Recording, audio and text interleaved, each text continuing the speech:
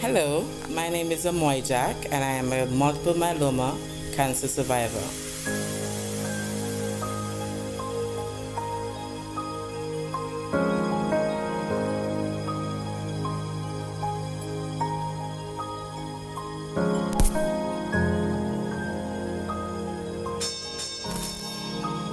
So together, let's beat it. I was diagnosed with multiple myeloma in February of 2014. Incidentally, I went in for little back spasms and I was given some multiple relaxants to ease the pain. As soon as I took those relaxants, I was stricken on the ground one time, paralyzed one time, and I went up to the Mount St. John, and this bone specialist at the hospital at the time was Dr. Yearwood, and he did some x-rays, and he consulted with Dr. Thomas, and Dr. Thomas told him to send wave for a test to check to see if I do have multiple myeloma, because they saw that my bones were mixed with the blood. So I've never heard about that before. So I got my phone and started to do some research and realized multiple myeloma was a form of bone marrow. It was formed in the bone marrow, a family of leukemia. So I said, okay. The results came back in about a week, and it did confirm that I had multiple myeloma. Then they referred me to the oncologist at Mount St. John. At the time, it was Dr. Yakub.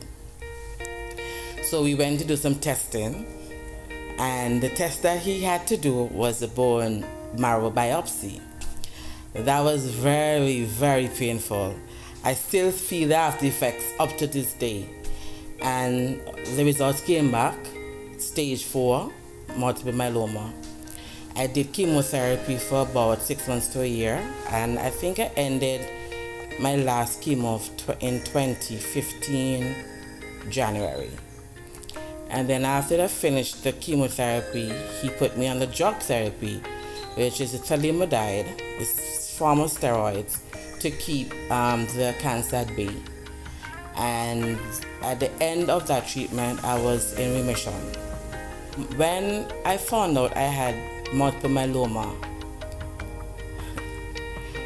I didn't get upset. I was just keeping a positive energy, because I know when they say when you have cancer, to make sure you stay positive, because cancer feeds on stress and negativity. So I told my family, and I also told them, no crying in front of me. If you have to cry, you go outside or go away from me, so I don't see that you're breaking down. My family was taken aback a bit, especially my immediate family, but they were very, very strong in support, especially my mom and my dad. Very, very strong. I thought they would have broken down, but they didn't. What affected me, not as much, but is the friends that I had. That I would go me line with friends that every weekend we used to go out and line. When they found out I had cancer, I can count on one hand who came and showed me support, which is basically 3. And they are with me up to this day. They would call and check up on me and so forth. But it didn't really affect me as much as I thought, because I was paralyzed for about 6 months. I couldn't move, couldn't do anything, couldn't walk. I had to learn to walk again. And because of that, it made me look to God more. So I started reading my Bible, especially healing scriptures, and I gave my heart to Him. And because of that, I have become a strong person, very positive, and I know I'm healed completely. So when I had gone back to the doctor and she told me that the disease is in early stage of relapse, I didn't worry. I said, my God got this.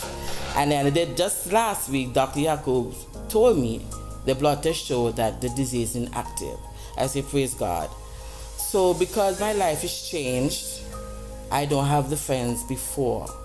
My family has become my friends. My lifestyle has changed. No, I have been doing the natural treatments and all that. It is difficult to change the lifestyle of how I was eating and everything, but it takes it one day at a time. Because I love food. Anybody tell you I love food, but I'm taking it one day at a time, and it has been a long road back to recovery because I didn't know how to walk. I had to lean on my mom and my dad and take care of me, and I have been feeling so much better since I stopped taking a drug. I'm more active, although I don't walk as much, but I'm more active. I feel healthy. Now for someone who has just found out they have cancer, I will tell them to process it yourself for a little bit, then start to think positive. How am I going to make this change? How am I going to beat this cancer? Just say to yourself, I'm not let this cancer beat me. I'm going to overcome it. And then, as you start to tell family members and friends, let them know all positivity you need around you. And if you can be positive, I understand, but I need positivity in my life to beat this cancer.